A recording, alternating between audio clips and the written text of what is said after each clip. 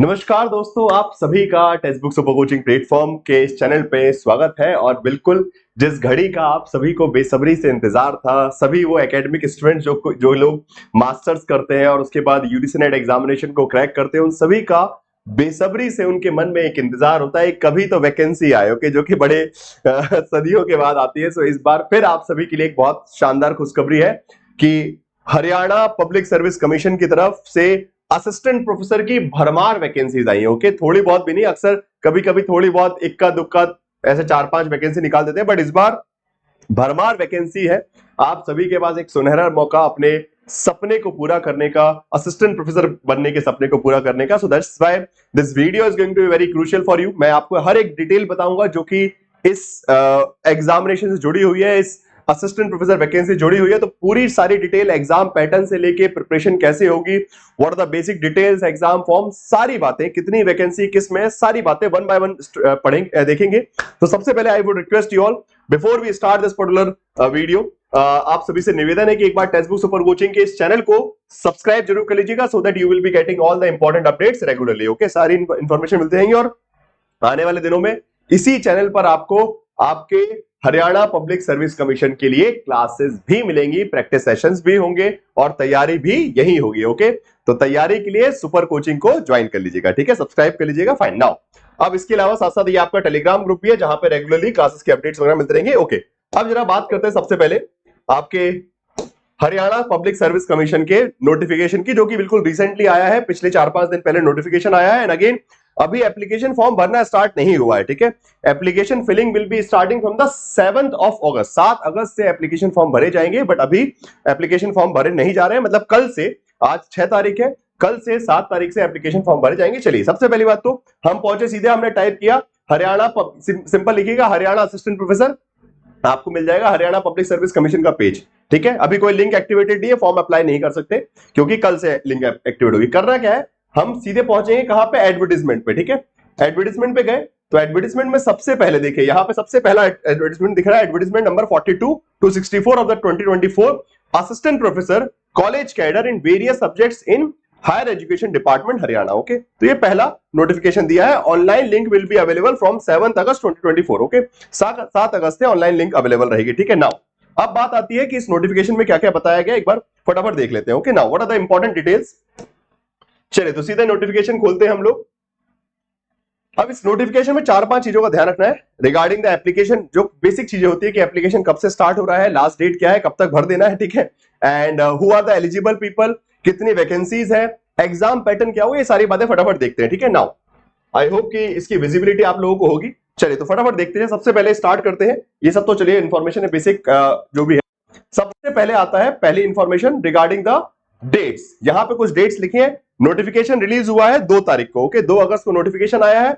7 अगस्त से फॉर्म भरवाने स्टार्ट हो जाएंगे, मतलब कल से। ओके, कल से आप अप्लाई करना स्टार्ट कर सकते हैं और 27 तारीख से, 7 से 27, okay, you exactly have 20 days to apply. ज्यादा मत सोचिएगा कि कल करेंगे और कल में फिर कल आपका खराब हो जाएगा, ठीक है। तो ध्यान रखिएगा, ऐसी वैकेंसी बार बार नहीं आती दोस्तों, तो फटाफट अप्लाई कर दीजिएगा। आप ये भी बात करें कौन लोग अप्लाई कर सकते हैं, कौन लोग नहीं कर सकते, what kind of students can apply for this vacancy और not, that we will be discussing also. Okay, now वो सब बात करेंगे। सबसे पहले तो ये चीज हो गई, डेट क्लियर है, 2 तारीख। इस डेट का कोई मतलब नहीं है, ये डेट है आपके लिए, कल से स्टार्ट हो रहा है, 27 से पहले भर लीजिएगा, ठीक है। नाउ इसके बाद नेक्स्ट चीज आती है जो कि आपको इंपॉर्टेंटली ध्यान रखनी है, हाउ टू अप्लाई वगैरह तो चलिए इतना समझदार है, पोर्टल पे जाएंगे, वेबसाइट पे लिंक रहेगी, ठीक है। यहीं पे जहां पे मैंने खोल के दिखाया, यहीं पे जैसे लिखा click here to apply online. Okay, तो जैसे इस वैकेंसी के लिए लिखा है वैसे ही यहां पे भी कल से लिंक आ जाएगी, click here to apply online. इतना सब समझदार है आप लोग, इतने पढ़े लिखे हैं, असिस्टेंट प्रोफेसर बनने वाले हैं, तो फॉर्म अप्लाई करना आप लोगों को अच्छे से आता होगा। ओके,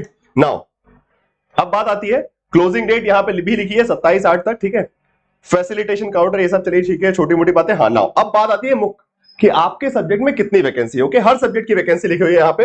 बॉटनी में टोटल 98 वैकेंसीज है। ओके, फाइन, बॉटनी में टोटल 98 वैकेंसी है, केमिस्ट्री में 123, कॉमर्स में 153, गजब भाई साहब गजब, ठीक है। कंप्यूटर साइंस में 47, डिफेंस में 23, इकोनॉमिक्स 43, इंग्लिश में 613। भाई हरियाणा वाले चाहते हैं कि उन हरियाणा के सभी बच्चे जो है अंग्रेजी इंग्लिश ऑनर्स करने वाले। गजब यार, ये तो बहुत ही खतरनाक था। 613 बहुत बड़ा नंबर है यार। इंग्लिश वालों का तो मेरे हिसाब से जितने ने इंग्लिश में एमए किया है सबकी इस बार जो है लॉटरी आई है। ज्योग्राफी में 316, हिंदी में 139, माय गॉड, हिस्ट्री में 123, उसके बाद आपका होम साइंस में 28 है, मास कम्युनिकेशन में 8 है, मैथमेटिक्स में 163, ह्यूज नंबर यार, ह्यूज, लिटरली ह्यूज।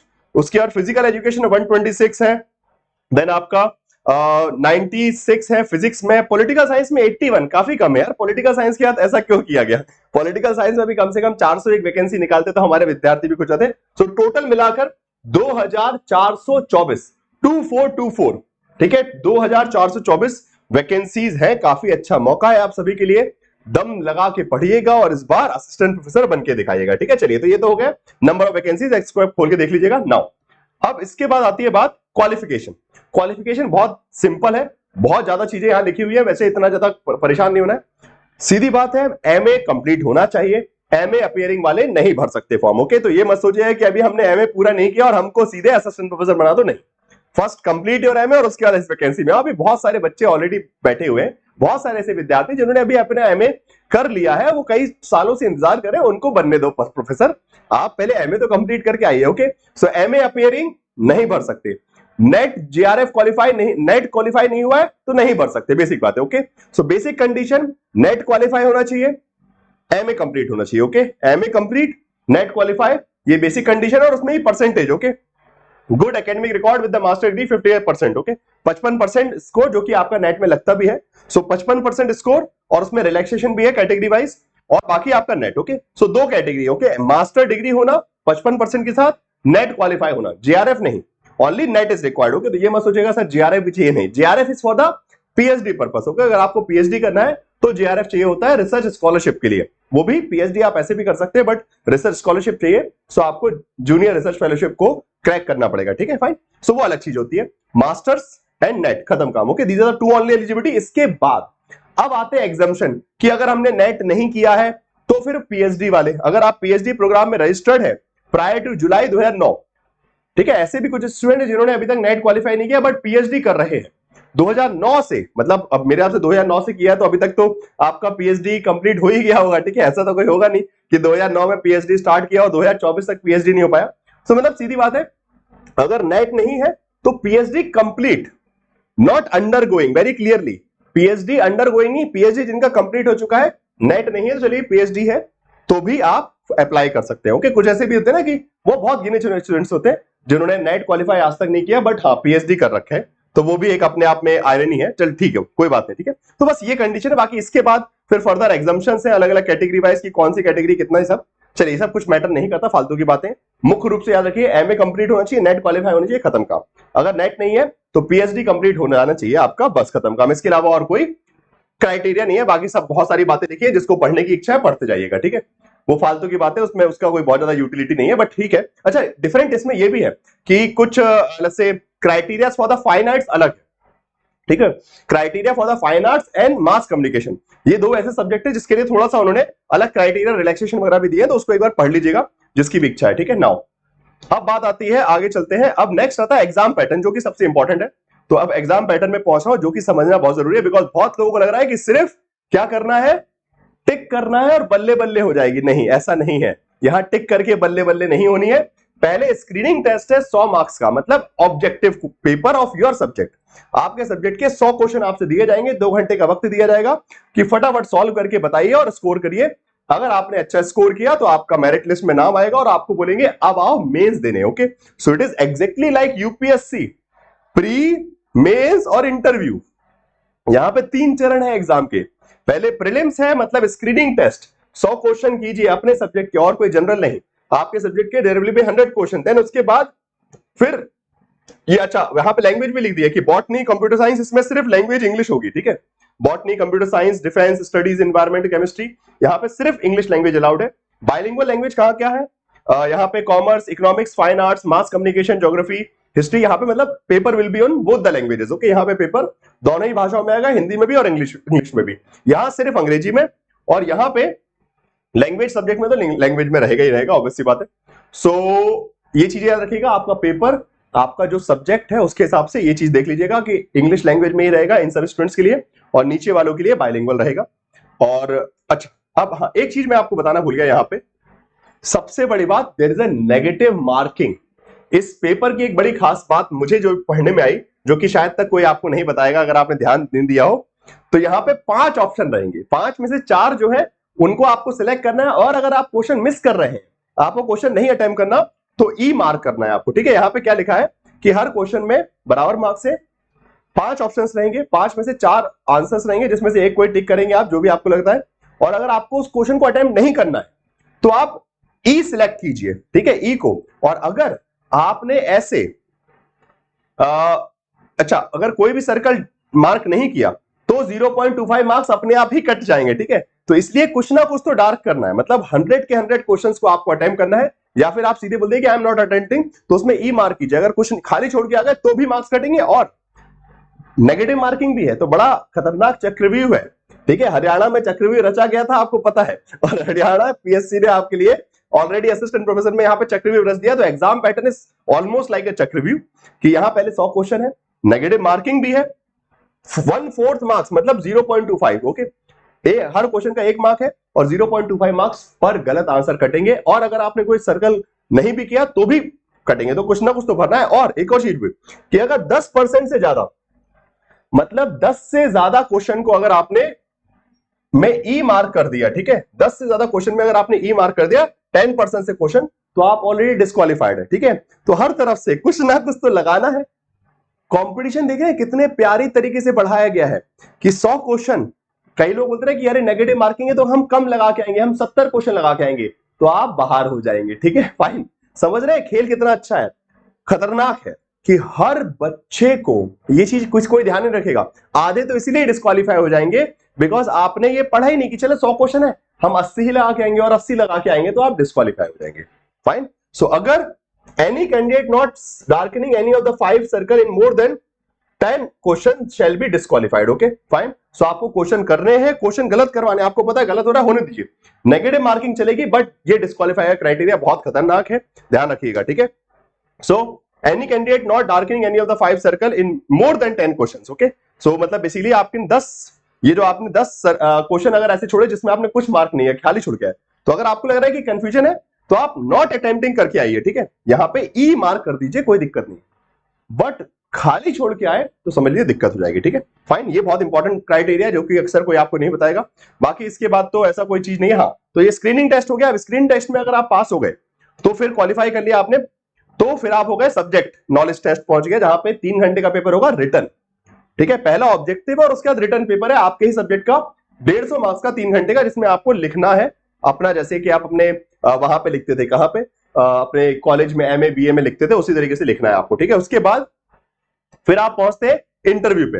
तो सब्जेक्ट नॉलेज टेस्ट के, देखिए स्क्रीनिंग टेस्ट तो सिर्फ स्क्रीनिंग था, वो छटाई के लिए फिल्ट्रेशन प्रोसेस है, जैसे कि प्लेटो का फिल्ट्रेशन होता है ना, तो वो फिल्टर है कि छाट लिया गया। अब उसके बाद जो छटे हुए, उनमें जो मेंस एग्जामिनेशन होगा, एक प्रकार से नॉलेज सब्जेक्ट नॉलेज टेस्ट होगा, उसमें आपको 87% उसका वेटेज है, मतलब मेजर मार्क्स उसी के हैं, जितने ज्यादा मार्क्स आप मेंस मतलब इसमें सब्जेक्ट नॉलेज टेस्ट में लाएंगे उसी से खेल होगा। इंटरव्यू में सिर्फ 12, ओके, मतलब टोटल मार्क्स में से 12% मार्क्स जो है इंटरव्यू के काउंट होंगे, बाकी इसके 12.5। सो बाकी उसके बाद इंटरव्यू होगा, मतलब सीधी बात है आपसे इंटरव्यू पूछ लिया जाएगा। तो ये है इस एग्जामिनेशन का पैटर्न। ओके, बहुत ही शानदार है। और उसके अलावा सिलेबस, अब सिलेबस कहां मिलेगा वो भी मैं बता देता हूं, क्योंकि इतना सब कुछ करना तो ठीक है, सिलेबस यहां मिल जाएंगे आपको। ठीक है, सिलेबस आप जाएंगे तो सिलेबस जो है अभी वेबसाइट पे ऑलरेडी डाल रखे हैं, एक minute, just give me a second. Syllabus का ऑप्शन अभी वेबसाइट पे दिख रहा था, आई गेस इसमें भी लिंक दी है क्या सिलेबस की?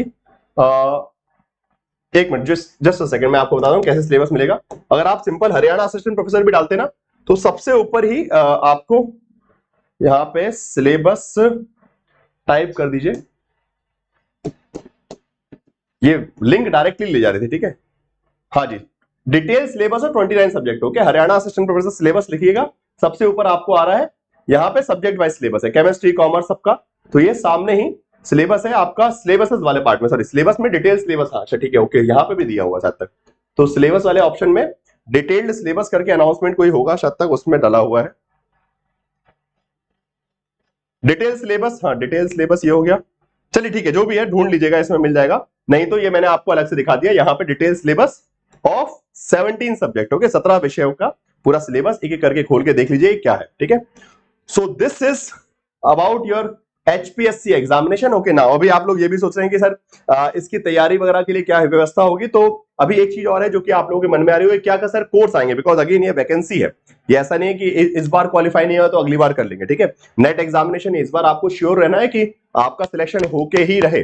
तो वैकेंसी आ रही है और वैकेंसी जानी नहीं चाहिए, नौकरी आनी चाहिए, और इसलिए कोर्स की व्यवस्था हम लोग कर रहे हैं। Okay, we are within this week, okay, एक हफ्ते के अंदर, बिकॉज अभी एग्जाम डेट क्लियर नहीं है। ओके, हाँ, very important thing, form fill करने की डेट तो दी है बट एग्जाम डेट अभी क्लियर नहीं है, तो इसलिए बहुत जल्दी आप सभी को यह भी बताया जाए कि आपके लिए क्या कोर्सेज ला रहा है text book super coaching platform. Okay, so different subject के फैकल्टीज जो है कोर्सेज लेके आएंगे जिसके थ्रू आपकी प्रिपरेशन हो सके एचपीएससी के लिए। बाकी स्ट्रेटेजी वगैरह के लिए रेगुलरली बस इस चैनल पे जुड़े रहिए। आज जो मैंने इस नोटिफिकेशन की बारी सारी इंफॉर्मेशन आपको बता दी है, बाकी और फर्दर सपोर्ट के लिए जो भी हम अपनी तरफ से कर सकते हैं आपके इस सुनहरे मौके को साकार करने के लिए, आपके सपनों को साकार करने के लिए, वो जरूर करते रहेंगे। Text book super coaching platform पे जुड़े रहिएगा, सब्सक्राइब कर लीजिएगा, एंड बाकी stay connected on the Telegram group also, जहां पे आपको सारे अपडेट्स मिलते रहेंगे।